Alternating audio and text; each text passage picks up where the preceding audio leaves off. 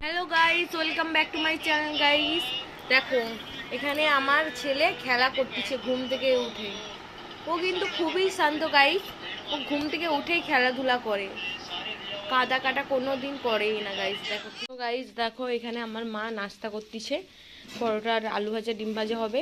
আলু ভাজা করতেছে কারণ আমার হাজব্যান্ড এসেছে, ওর জন্যই নাস্তা করছে। ঠিক আছে, চা অলরেডি হয়ে গেছে, চাটা নিয়ে যাচ্ছি তোমাদেরকে নিয়ে যে ভিডিওটা। গাইস দেখো, আমি চা, এটা ডিম সিদ্ধ, ঠিক আছে, একটু বিট নুন আর জিরা গুঁড়া দিয়ে এনেছি। এটা ছোলা, কাঁচা ছোলা, এটা চা। দেখো আমার ছেলে বসে আছে কিরকম, আর এটা হলো আমার হাজব্যান্ড, ওদের জন্যই এনেছি। ঠিক আছে গাইস, হাজব্যান্ড তো অনেকক্ষণ আগে আমার ছেলেকে নিয়ে আমার শ্বশুর বাড়িতে চলে গেছে, ওকেই আনতে এসেছিলো। তো গাইস এখন রান্না বান্না করব। আমি দেখো এই লাল কুমড়া কেটে নিয়েছি, ঠিক আছে। আজকে লাল কুমড়ার ঘন্ট করব গাইস, সোয়াবিন আর আলু দিয়ে। গাইজ দেখো, এখানে ছাদের উপরে আমার মা কীরকম এত রোদেতে ঘাস মেল দিছে গাইজ। যারা মিডিল ক্লাস ফ্যামিলি বিলং করো তারাই জানবে গাইজ কতটা কষ্ট মিডিল ক্লাস ফ্যামিলির জন্য।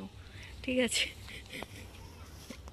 তো এই দেখো আমার ছেলে গিয়েছে আমার শ্বশুর বাড়িতে, আমার বোন নিয়ে গেছে। দেখো খেলনা নিয়ে কিরম খেলে সব গাইস এরম ফেলে দিয়ে পালিয়ে গেছে, এগুলো সব গুছাতে হবে আমাকে। আর গাইস কি বলবো, আমার গলার ভয়েসটাই এতটাই খারাপ হয়েছে, আমার গলা বসে গিয়েছে এত আইস। দেখো গাইস, সব আমার হাজব্যান্ড তো চলে গেল খাওয়া দাওয়া করে। দেখো গাইস কীরকম রান্নাশালটা ক্যাচরা হয়ে পড়ে আছে, এগুলোকে ভালো করে গুছাতে হবে গাইস। আর কালকে রাত্রিবেলা আইসক্রিম খেয়ে আমার গলার এইরকম অবস্থা হয়েছে গাইস। তোমরা যতই গরম হোক কিন্তু রাত্রে আইসক্রিম খেও না।